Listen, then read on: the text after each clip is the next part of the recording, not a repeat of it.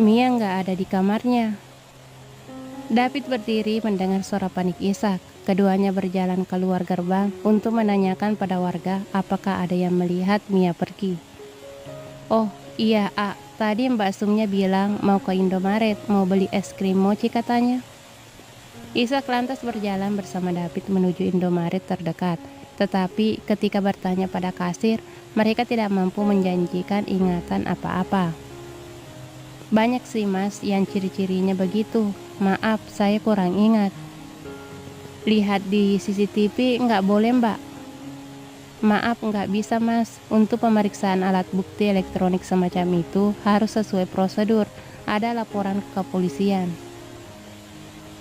Lihat saja mbak, ngintip sebentar ya. Ishak mengedipkan mata mencoba menggunakan sedikit keahliannya dalam merayu wanita, tetapi tidak membuahkan hasil. Entah memang ada larangan semacam itu, atau mereka hanya tidak ingin repot. David dan Ishak menghargai itu. Mereka berterima kasih dan meninggalkan toko. Mereka sholat maghrib di masjid terdekat dan berencana melanjutkan pencarian setelahnya. Keduanya juga bolak-balik menelpon Indri karena hanya ada dia yang berdiam di rumah. Namun Mia pun belum kembali hingga usai maghrib.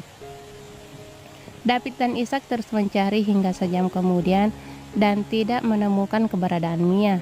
Lelah berjalan dan tidak ada tanda-tanda bahwa Mia ada di sekitar sana. Keduanya lantas berputar balik. Mia di mana? Dengan siapa? Sekarang berbuat apa? David menendang kaleng soft drink dengan kasar. Bibirnya menggumamkan lagu yang sudah diplesetkan. Dia nggak diculik kan bre? Nggak tahu gue men. Kenapa ya? Tiba-tiba kabur kayak gitu. Khawatir gue kalau dia pulang kampung beneran. Ishak membuang pandangan jauh ke arah samping. Salah gue. David yang terkejut lantas menghentikan langkah. Dua tangannya di pinggang. Gimana bisa? Gue yang berengek. Lo apain? Ishak meninju udara lantas menendang kaleng kosong yang tadi ditendang David di depan kakinya. Lo apain? Ulang David dengan suara lebih dalam dan berat. Udah lo cium. Ishak menggeleng lemah. Peluk. Dia menggeleng lagi. Lebih dari itu, suara David meninggi. Enggak men, enggak sanggup gue. Ishak tampak begitu kacau. Gue bilang, dia kena delusi. Gendeng. David spontan mengumpat. Kenapa? Lo suka dia? Menyaksikan David yang terdiam membuat Ishak berdecir dengan tawa sembang. Sudah gue duga. Dia menghela napas dan bertanya lagi. Sejak kapan? Keduanya berjalan menyusuri trotoar. Jalan raya ramai lancar. Lampu-lampu kendaraan menyorot aspal yang hitam. Beberapa tenda pedagang kaki lima mereka lewati. Penuh orang. Dunia tidak tahu dan tidak peduli pada apa yang sedang menimpa mereka. Juga peliknya perasaan keduanya. Buat gue, awalnya Mia mungkin hanya seperti kucing yang lucu. Tingkahnya kocak, selalu bikin heboh. David tersenyum miring. Dengan adanya Mia, David akui cewek itu serupa bubuk obat yang sedikit-sedikit ditaburkan di atas luka hatinya yang masih basah, hingga lama-kelamaan mengering lalu sembuh. Tapi gue sadar, sejak dia berani hadap-hadapan sama orang tua gue, kayaknya gue menyimpan perasaan lebih dari sekedar tertarik. David menghela napas dan tersenyum dalam. Gue pikir lo gak serius men. Gue pikir lo main-main doang. Semua juga ngira gue gak serius. Ishak terkekeh kecil. Lucu ya, rasanya kita belum pernah suka sama cewek yang sama. Ishak mengangguk, dia lalu melanjutkan. Bokapnya penerbang. Lo tahu, gue lihat wallpaper dia, foto Mia dan mamanya lagi meluk laki-laki berseragam di depan pesawat tempur Sukhoi. Serius, gue pikir dia mendongeng doang waktu bilang kalau bokapnya pilot pesawat tempur. Gue masih trauma sama pesawat. Tadi waktu gue lihat itu, rasanya langsung blank. David mengangguk paham. Ya, gue tahu. Tapi lebih dari itu, gue merasa gak cukup percaya diri. David lalu tersenyum sinting. Serius lu? Sejak kapan lu bisa mendadak minder? Lu gak akan ngerti bre, lu punya segalanya. Catet, bokap gue. Ishak mendecis, omong kosong, pandangannya menerawang.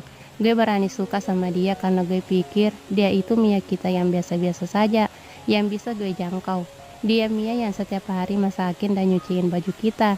Gue menutup mata dan gak berusaha mencari tahu tentang dia yang sebenarnya. David masih tertawa tidak mengerti. Seorang Ishak raup kehilangan kepercayaan dirinya. Come on man. Konyol ya.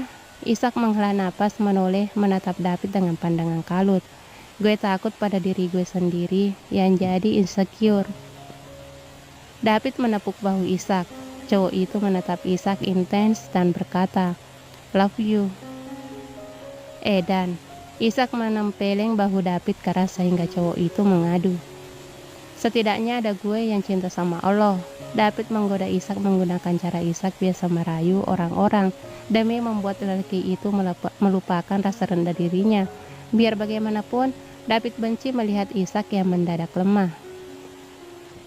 Najis. Ishak mengelap pipinya yang hampir disosor David.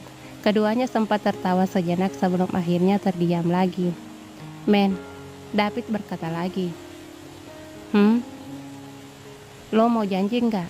Keduanya kembali melangkah bersisian. Apa? Kalau Mia jadi sama gue, lo jangan pernah mikir dia yang jorok-jorok ya. Permintaan dari David spontan membuat Ishak terbahak. Lawak lo. Serius men, gue juga agak trauma sama teman. Gue terngiang-ngiang melulu perkataan Wibi soal kejadian Persia. Yang mana? Sahabat adalah penikung paling hebat. Ide bagus. Ishak tiba-tiba menjentikkan jarinya. Kalau lo jadi sama Mia, ya tinggal gue anu aja. Kan jadinya diputus sama lo. Ishak menaik turunkan matanya, membuat David geram. Gitu. Oke, kalau lo yang jadi sama Mia, gue juga... canda bre, canda. Potong Ishak panik. Dimohon kerjasamanya. Jangan ada yang mikir ngeres-ngeres. Deal? Deal.